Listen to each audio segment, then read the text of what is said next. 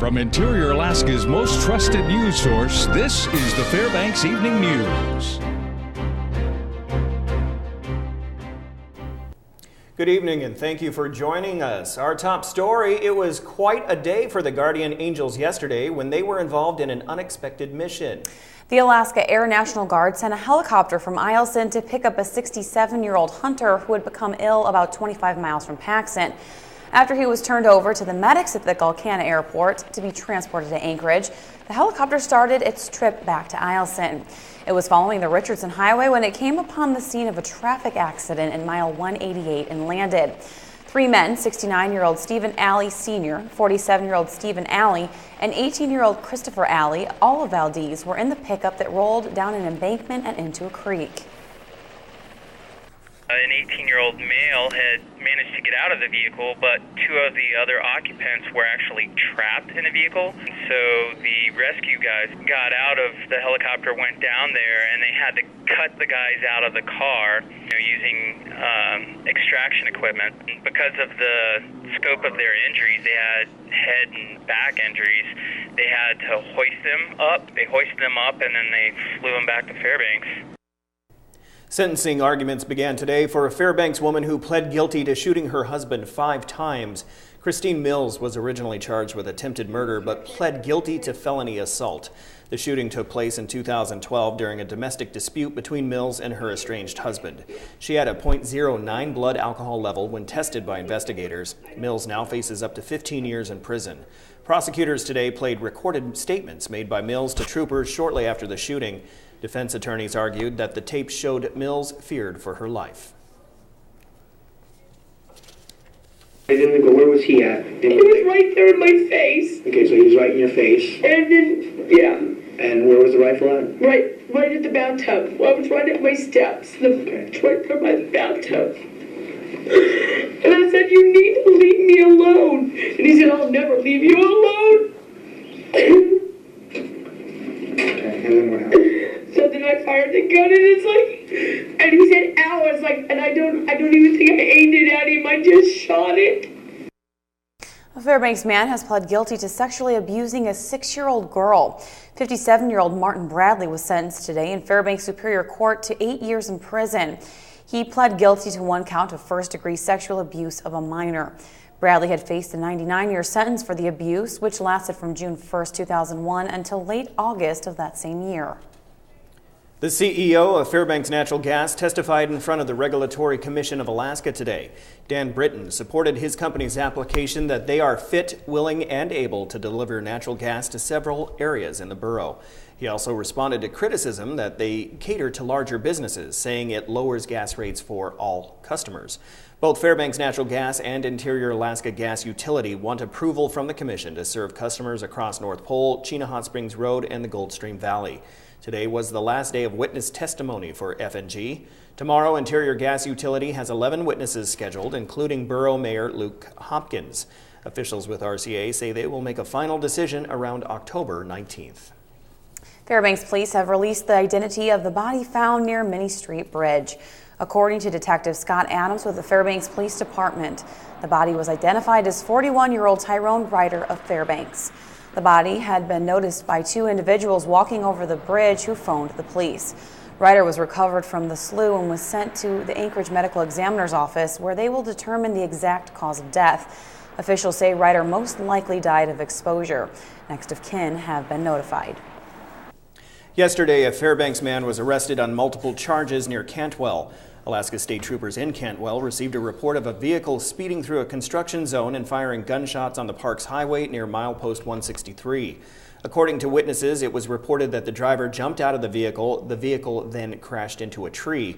Troopers responded to the scene where 42-year-old Ray Kingsbury of Fairbanks was charged with reckless driving, misconduct involving weapons, reckless endangerment, as well as felony assault. He was arraigned in court in Palmer today. All right, well, when we come back, the newly named Fairbanks Community Mental Health Services can afford to treat only the most severely mentally ill patients. Okay, also there's a disagreement on how a new downtown Fairbanks corridor should be landscaped. Those stories are next. Stay with us. Welcome back to the Fairbanks Evening News. The newly named Fairbanks Community Mental Health Services can afford to treat only the most severely mentally ill patients. Last night, officials from the parent company in Anchorage said they have a capacity of 500 patients. That's about half the size of the previous organization. Patients will be contacted for a screening process to confirm they need the services. Several rehabilitation services will end, such as job training at the thrift shop, and patients without insurance will no longer be served. Officials say the transition will be gradual for patients losing care. In the coming weeks, the company will refill prescriptions and work on a transition plan.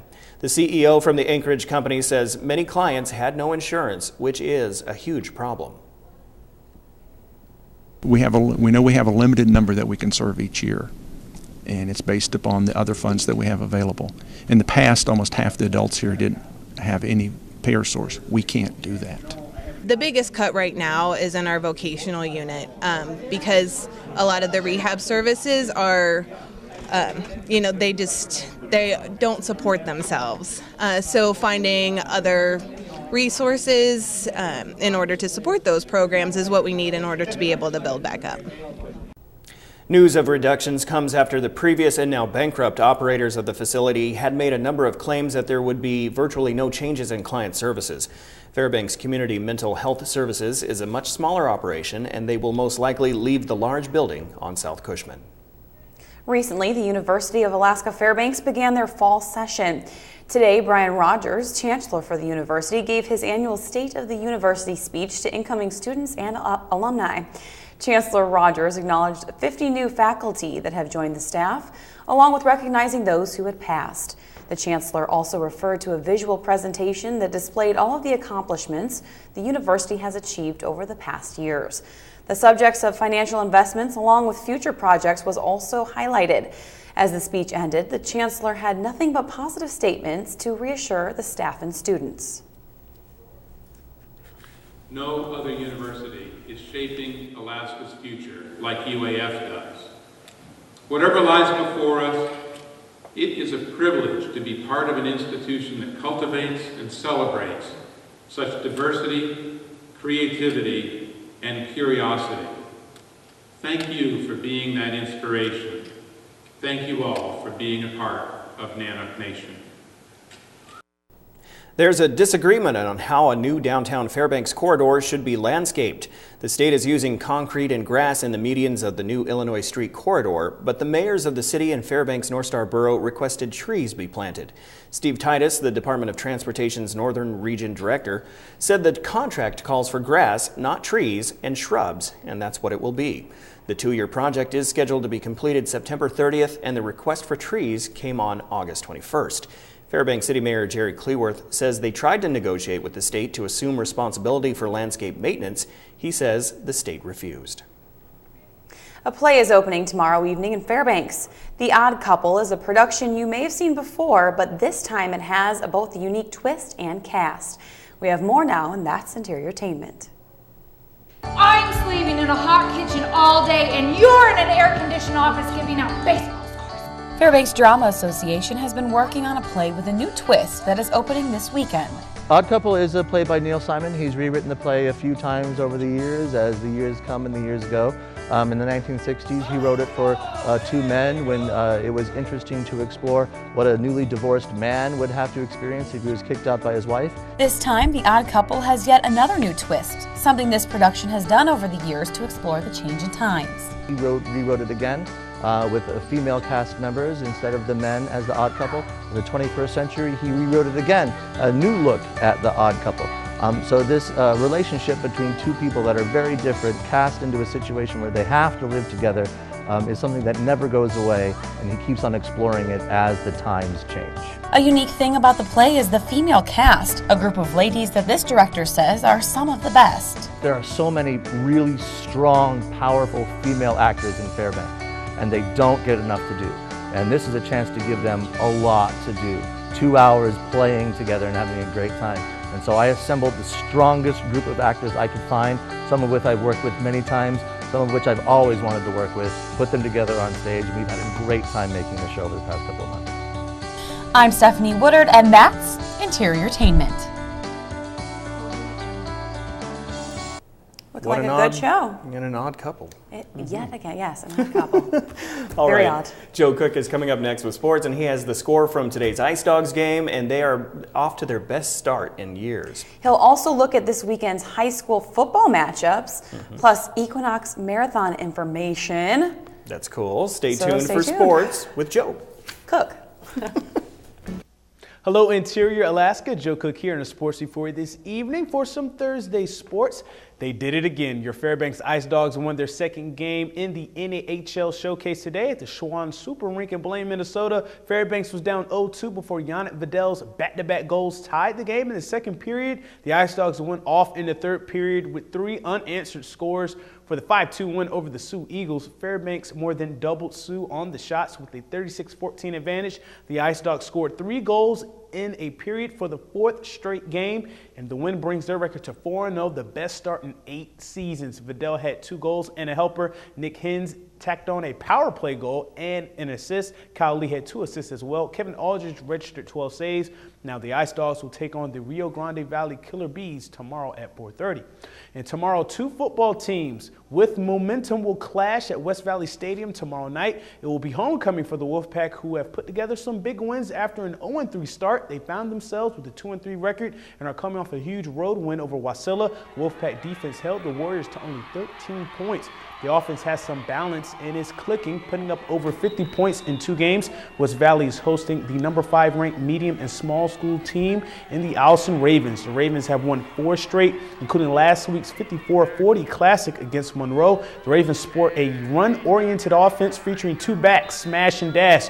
Jaheim Prelo provides the power running game to wear down defenses throughout the game. Dash is Tony Griffith. He's run for over 1,300 yards and 21 total touchdowns in just 5 games. Last time these teams met, West Valley won 27-7 in the 2008-2009 season. But this Friday, whoever establishes their offense first could have the edge. I definitely think, whoever's feeling more comfortable in that offense is going to, kind of be dictating what's happening. So, our comfort zone is that running the ball. So, they can do it on the ground, they can do it in the air. And Charles can beat you with his feet and extend plays, just like we saw last week with Tyler Wells. So, it's definitely, it keeps you up at night. Gang tackling, and wrapping up, making sure you bring them down to the ground and the whistle's blown. That's the biggest thing against a back like that, a feature back who, runs, like the way Tony does. We got to respect them. They're coming together, and it's basically, becoming a Wolfpack team, and that's the best thing that I like to see right now. And that's what I think you've seen the last 2 games. Now let's look at this week's other football matchups. The Monroe Rams, who took the Allison Ravens to the brink last Friday night, will host the Barrow Whalers, who come in from the top of the world. The game starts at 5:30. It changed from 5:30 to 7, so kickoff is at 7 at the Kiwanis Field behind the Big Dipper. The Malamutes lost their first game at Colony last week in the last-minute drive, but number 4 Lathrop looks to refocus and goes back on the road to face the run-heavy number 3 Palmer Moose on Friday at 7, and the number 4 Patriots are on the road again. Their 64-0 route of Thunder Mountain. North Pole will take on the Colony Knights tomorrow at 7 as well. And the game of the week could be in Anchorage Saturday night. Number 1 South versus number 2 Service. It's South's homecoming and a rematch of last year's 4A state title game. And this evening, you can pick up your bib for this weekend's Equinox Marathon. Bib pickup is tonight until 8 and tomorrow from 5 to 8 at Pump House Restaurant. If you haven't registered, you can today and tomorrow. $95 for the marathon and relay. It's $115 for the ultra marathon. There will be no discounts for Running Club North members. The 51st Equinox Marathon starts this Saturday at 8 a.m. in front of the UAF Paddy Center. There will be some adjustments to the course this year. There is no loop around the antennas on Observatory Summit on Esther Dome. The turnaround is more downhill. Due to construction at the sledding hill by the Paddy Center, the start will be near Alumni Drive's roundabout. Also, people can drop off their outdated telephone books for recycling at the marathon too. Over 900 people have registered so far. Last year, over 1,200 people registered. There's still time to reach 1,000 people or more. Of those 900 runners, the youngest is 8-year-old Porter Berkins from Vermont. The eldest is a Fairbanksan. Junetta Hahnemann is 83 years young and will run the marathon. At least 19 different states will be represented, from Connecticut and Virginia to Wisconsin and Hawaii. And remember to vote for the play of the week. Look for this week's I-5 on the KTF 11 Sports YouTube page and on Facebook. And that'll do it for sports tonight. Thanks for rocking with me for a little while. Mike Schultz has your full weather forecast coming up next, and we'll catch you next time.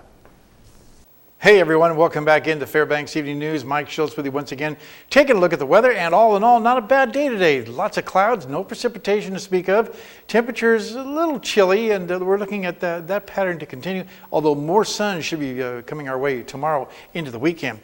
Our photograph tonight sent in by Dave and Buddy Nestor, I should say. A ring of gold. That's again a beautiful shot there. As you can see here, we're looking at beautiful colors there, the trees and along the river, the Chena River. If you have a photograph to share, by all means, send it to Mike Schultz at KTVF11.com. Well, what's going on as far as out at the airport right now? 39 degrees after a high of 40. The low last night, 27 degrees. 73, the record high in 1995. 12 degrees for the 1939 record. And sunrise this morning was at 7:30. Sunset will be almost 8 o'clock this evening, giving us 6.5 hours of daylight. Or I should say 12 hours and 28 minutes of daylight, a 6.5 minute loss from yesterday. Here's our satellite picture and radar. A look at the rain moving across southeast Alaska, all because of this area of low pressure, but nothing going on across the interior. All the showers are being pushed off to the east. That's good news. Elsewhere across the rest of the state, as you can see here, we're looking at lots of rain over southeast Alaska. Some mixed rain and snow around the Fort Yukon area, and just snow at Barrow, 30 degrees there. Cloudy to sunshine elsewhere across the rest of the state. Lower 48 weather, again looking at maybe some rain moving in over the Pacific Northwest once again, and rain and thunderstorms around the Dallas-Fort Worth area. Thunderstorms rumbling over the southeast. On the satellite and radar, you can see all the energy moving across Texas. Could bring some flooding problems. A real good frontal boundary developing across the central plains of the Missouri Valley there, and things are clearing out across the Pacific Northwest. The jet stream once again showing lots of warm air, again pushing up from the south, less humid across Texas, but more humid and more showers expected over the deep south over the next couple days. And for tomorrow, it looks like lots of widespread drenching storms across much of Texas. So wet weather ahead for those folks there. Lower 48 weather out of the way. We'll talk about Alaska now. An inch of snow expected at Barrow, cloudy in Nome, rain and snow at Fort Yukon. Here in the interior, we'll be looking at, for the most part, sunny to mostly cloudy skies at Healy, Delta, and Fairbanks. While over southeast Alaska, lots of rain expected there across the region, and a high wind warning in for the Ketchikan area. Over southwest Alaska, showers in Cold Bay becoming sunny in Kodiak, mostly cloudy skies for Bethel, while over south central regions, decreasing clouds for Anchorage and Homer, mostly sunny skies at Valdez. Once again, time for our kids' weather. All this week we've been talking with the kids from Hunter Elementary School. Tonight, let's talk to the teacher. Hello, I'm Mrs. Kirschmeyer, and this is my 5th grade class here at Hunter Elementary School, and we have this weather fact to share with you. Class, did you know that the coldest temperature ever recorded in the world was in Antarctica on July 21st, 1983? The thermometer bottomed out at 128 degrees below zero. And again, thanks to Mount McKinley Bank for sponsoring our kids' weather each night. Next week, we'll visit with the kids from Tuckasuk Brown Elementary School. Here's your forecast for the remainder of the night. Mostly cloudy early, then clearing by morning, 26 degrees. Pretty chilly overnight. Tomorrow's forecast, partly cloudy and cooler with light winds, about 40 degrees for the high temperature. And the extended forecast, as you can see here, temperatures pretty consistent all the way across the board. For daytime highs, right around the mid-40s, a little cooler. Overnight lows, 25 to 28 degrees, then warming up slowly to the above 30-degree category, which you'd like to see, and no precipitation expected for the next 5 days. So any chores you got to get done, like I do, you have time to get them done at least for a week. Cooler temperatures, 40, 40, 40. Yeah. But you know, at night it's still warm enough if you got a light jacket to go outside and look at the stars, because it's really nice, and you know, I like to star watching. And tonight you're going to see a big, big moon, too. Right. It's not the harvest moon. That was last night, right? Blue moon or barley moon or something like that. Yeah. Yeah, I think it's a harvest moon, but that was completed its cycle yesterday. But I either way, have no it's beautiful idea, to see. but hey, it's pretty. Yep, that's right. And I also look for UFOs. UFOs. Yeah, absolutely. Okay, so that is going to be it. That'll wrap up this edition of the Fairbanks Evening News. As always, we are glad you could join us. Tonight on NBC Nightly News, the U.S. responds to Iran after Ann Curry's exclusive interview with that country's new president. Now, that is coming up next with Brian Williams. And as a reminder, always join us here 6 days a week at 6 and 11 or online anytime at webcenter11.com. Okay, that's it. From all of us here at the News Center, we hope you have a great night. Good night.